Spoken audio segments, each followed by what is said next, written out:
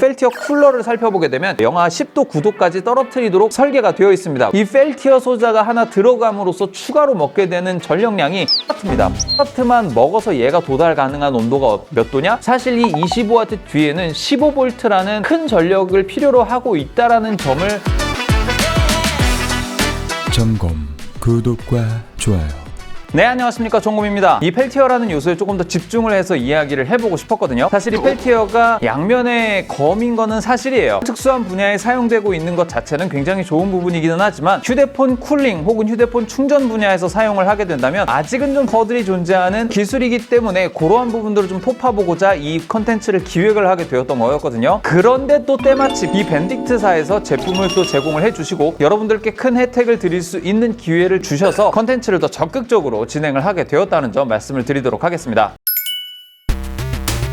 일단 차량용 무선 충전기의 분류 방식은 두 가지가 있어요. 펠티어 방식이 있고 공랭 방식이 있습니다. 익히들 아시겠지만 공랭 방식의 경우는 근본적인 쿨링 방식이죠. 팬, 그러니까 선풍기 같은 거를 돌려가지고 기기 자체를 쿨링을 시키는 과정을 거쳤단 말이에요. 대표적인 게 컴퓨터용 쿨러가 있습니다. 열전도율이 굉장히 높은 금속 재질로 벽 같은 것들이 막 박혀 있어서 그 사이에 이제 팬이 돌면서 열기를 식혀주게 되는 거거든요. 공랭은 뭐 잘 알겠어. 그럼 펠티어는 뭐야? 1834년 장샤를 아타나스 펠티에라고 하는 분이 기술을 연구를 하셨다고 해요. 성질이 다른 두 개의 금속판 사이에다가 전류를 흘려보낼 경우에 열이 이쪽에서 반대쪽으로 이동을 하더라 라는 사실을 발견을 해낸 겁니다. 사실 발견은 그때가 있었고 1900년대 초에 하나의 공고한 이론으로서 자리를 잡게 됩니다. 자, 그렇다면 100년 전부터 왜 이 기술을 쓰지 않았느냐, 왜 캐리어라는 사람이 나올 때까지 기다려야 했느냐라고 생각하실 수 있는데 이 기술 자체는 효율성이 그렇게 좋지가 못했어요. 이 두 가지의 소재가 문제였습니다. 이 소재 자체가 그때 당시로서는 효율이 나오지 않는 상황이었어요. 그러다가 1950년대 이후에 소재가 개발이 되면서 이제 우리 일상생활 속에 이제 녹아들게 된 겁니다. 그렇다면 지금 펠티어 기술은 어디에 적용이 되고 있느냐? 알아보니까 제습기에 사용이 됩니다. 바람을 불어 넣어주면 거기에 펠티어 장치들이 들어가 있어가지고 저온을 만들게 되고 응결 현상을 유도함으로써 거기에서 나오는 그 기체들은 수분을 다 빼앗긴 상태로 나오게 만드는 기술이 사용되고 있고, 우리가 그냥 일반적으로 사용하는 조그만 소형 냉장고 같은 거에도 사용이 되고, 여러분들 호프집이나 이런 데 가시면 맥주 컵이나 맥주 캔 같은 거 차갑게 만들어주는 이런 홈 같은 거 있을 거예요. 거기다 손 집어넣어 보면 되게 차갑잖아요. 거기에도 펠티어 기술이 사용이 되고 있어요. 우리 일상생활 속에 이 펠티어 기술이 굉장히 많이 녹아들어 있는데, 제가 지금 보고 있는 건 충전기 겸 쿨러에 들어가 있는 펠티어 기술에 대해 이야기를 하고 싶은 겁니다. 이번에 이 제품들을 검토하면서 여러 가지로 느꼈던 게 뭐냐면 진짜 한계점이 많구나, 쿨링 분야에서 사용되기에는 아직까지 좀 아쉬운 점들이 있다라는 사실을 발견을 하게 된 겁니다.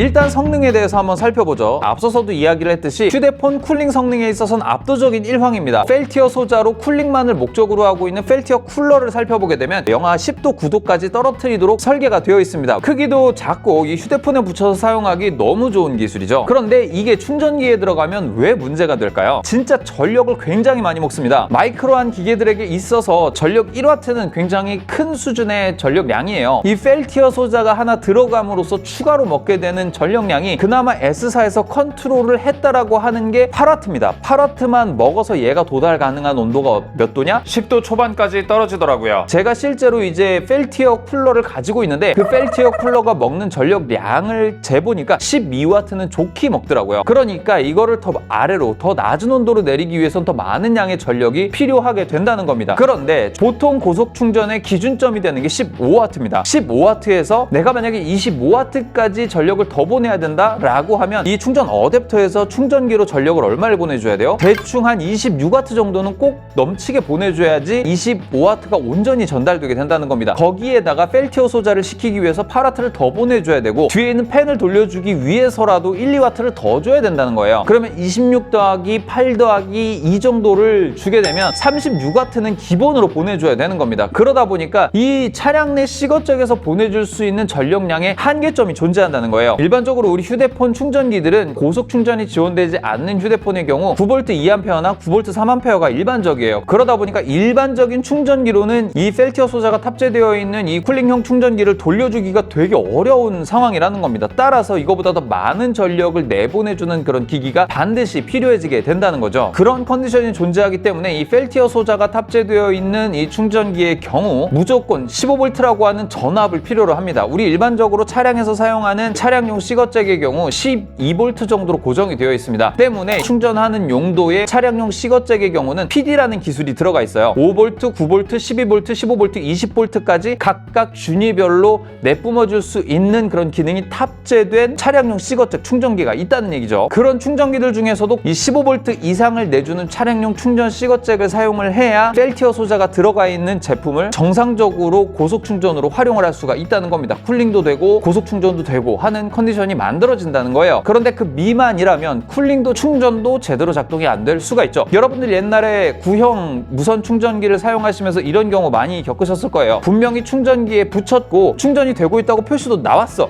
그런데 처음 시작부터 운전해서 끝까지 가서 한 2시간이 걸렸는데 80%에서 시작한 배터리가 60%로 줄어있는 걸 보신 적 있었을 거예요. 이게 충전되는 양보다 사용하는 양이 더 많아지게 되는 옛날 저속 충전기였단 말입니다. 이제 치 2.2로 넘어오면서 이 충전기가 정확히 그 충전 코일에 부착이 됨으로써 더 정교하게 전기가 전달될 수 있도록 만들어지게 됐다는 거예요. 잠깐 딴 데로 얘기가 샜는데 15W 충전이 범용화된 지는 진짜 얼마 안 됐는데 지금도 광고를 보시게 되면 15V로 충전이 가능하다, 20V로 충전이 가능하다 이렇게 광고하고 있는 수많은 제품들이 있습니다. 특히나 M뭐뭐사에서 나온 이 제품이 대표적인데 USB-C 타입은 45W, USB-A 타입은 30W로 충전이 진행된다고 나와 있어요. 그런데 실측을 해본 결과 9V밖에 안 나오고 최대 12V까지밖에 지원이 안 되는 모습을 볼 수가 있었습니다. 이렇게 뻥 스펙이 굉장히 많아요, 인터넷에. 그러다 보니까 정상적인 볼트로 지원이 돼서 고속 충전이 되는 건 크게 찾아보기가 어렵다는 겁니다. 실제로 이 제품을 물려봐도 물론 고속 충전이라고 뜨기는 뜨고 빠르게 충전은 되기는 하지만 실측을 해보면 15V가 나오지 않는다는 거예요. 이 15V가 충족되지 않을 경우에는 25W의 펠티어 쿨링까지 이 제품이 낼 수 있는 최대 파워를 낼 수가 없다는 겁니다. 빠른 충전이 될지언정 펠티어 충전기가 보장하고 있는 탁월한 충전 성능은 발휘하기가 어렵다는 얘기가 됩니다. 그러면 나는 만약에 이렇게 듣보잡 C거잭 충전기를 구매를 했어. 이거를 사고 보니 작동은 되는데 때때마다 좀 느려질 때도 있고 뭐 정상적으로 작동 안 될 때도 자꾸 생겨. 그래서 여기서 광고를 한번 좀 해보도록 하겠습니다.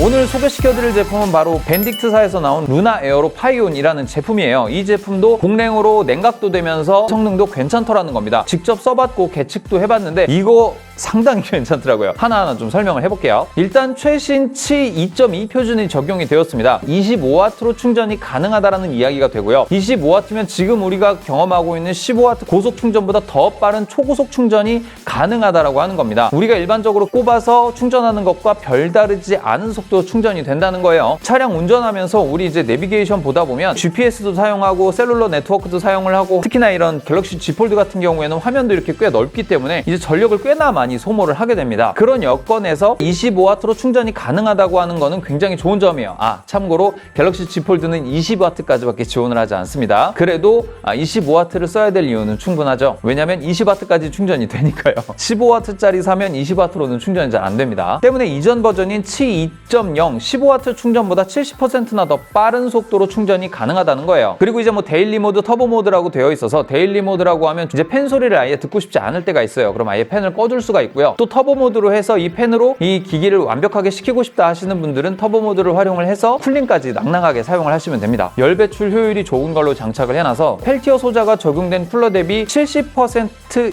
이상 낮은 전력 효율로 이 기기를 사용을 할 수가 있다는 겁니다. 또 이제 요거 같은 경우에는 온하고 켜게 되면 요 부분이 전부 다 투명한 소재로 되어 있어서 LED도 더 선명하게 볼 수가 있고요. 그냥 뭐 스타일상으로 봤을 때도 더 예뻐 보이기는 합니다. 두 가지 타입의 마운트가 패키지로 제공이 되어서 이 제품을 어떤 환경에서든지 자유자재로 설치를 해서 사용하실 수 있다는 점, 요거는 굉장히 장점이라고 볼 수가 있어요. 단점이라고 하면 사실 겨울철밖에 없습니다. 근데 두 개 다 송풍구에서 열풍이 나올 경우에는 불리한 건 사실입니다.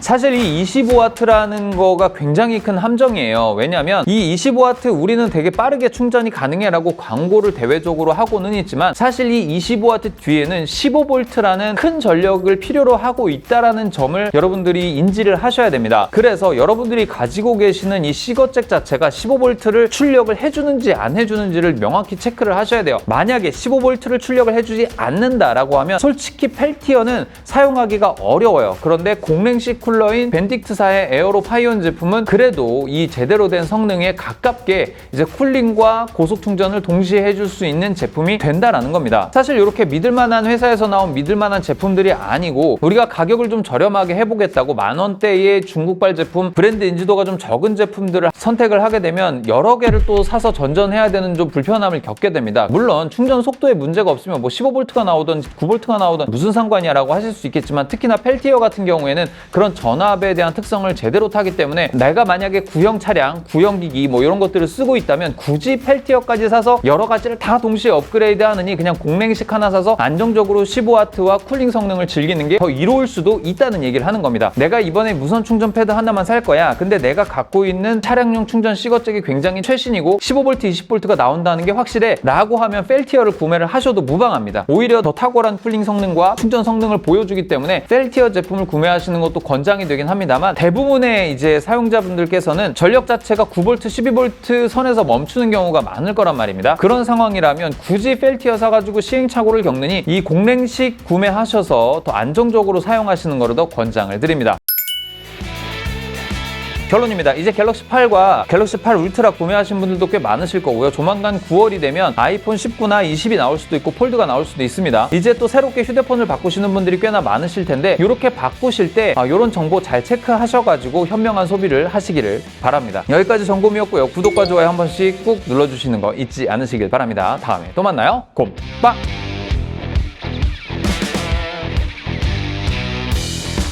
그립톡 여러가지 제품 가지고 왔습니다. 8,700원, 12,000원, 26,000원, 27,000원 쭉 한번 다 가지고 와봤는데, 제가 본 그립톡 중에 가장 바보 같습니다. 저렴한 가격은 그 값을 한다라고 얘기하는 게 스피너가 굉장히 잘 돌아간다, 이렇게 볼 수도 있고 이렇게 볼 수도 있고, 솔직히 이 제품은 너무 좋은 제품이기는 한데 어느 것에서도 협찬을 받지 않았습니다.